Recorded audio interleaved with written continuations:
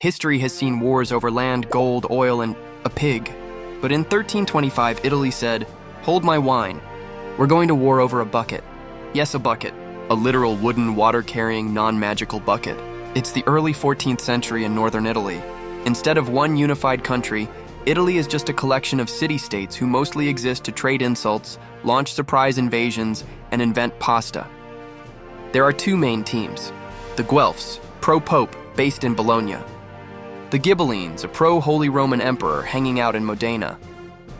They don't like each other.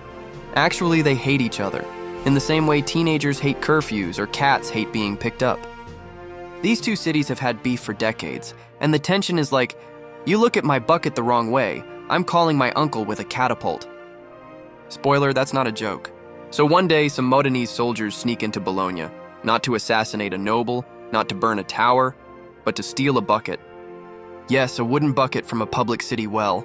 Apparently the logic was, we could conquer their territory, or we could snatch their hydration pail. They take it back to Modena like a trophy. They're very proud of this. They hang it in their city hall like it's the Stanley Cup of petty theft. Bologna hears about this and reacts in the only logical medieval way. You stole our bucket? That's war.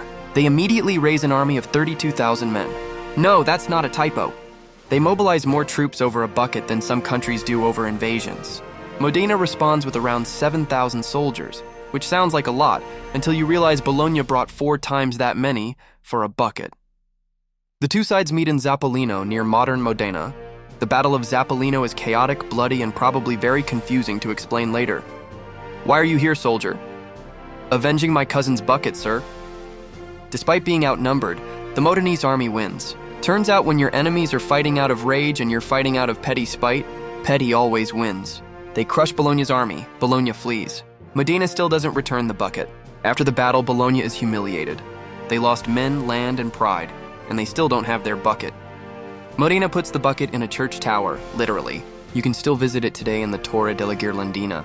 They even wrote a comedy poem about it in 1622 called La Secchia Rapita, the stolen bucket, because 300 years later, the joke still slapped.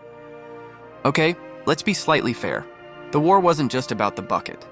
The bucket was more like the final straw, or the medieval version of someone flipping you off in traffic after cutting you off for 30 miles. There was long-standing political rivalry, territorial disputes, generations of "my dad burned your gate" stories. But still, the symbol of the war was a literal bucket. And history judged accordingly. Imagine this. You're a young Bolognese knight. You train for years, ride into battle, swing your sword with pride, and your grandkids ask, "Grandpa, what did you fight for?" "A bucket, Luca. I fought for a bucket." And medieval Italy continues to be the pettiest drama series never picked up by Netflix. So if anyone tells you war is always about power, oil, or politics, just remember, the pig war was real. The MU war real. And the war of the bucket? That was medieval Mario Kart with swords. 1 wooden bucket, 2 cities. Thousands of soldiers. 0 regrets.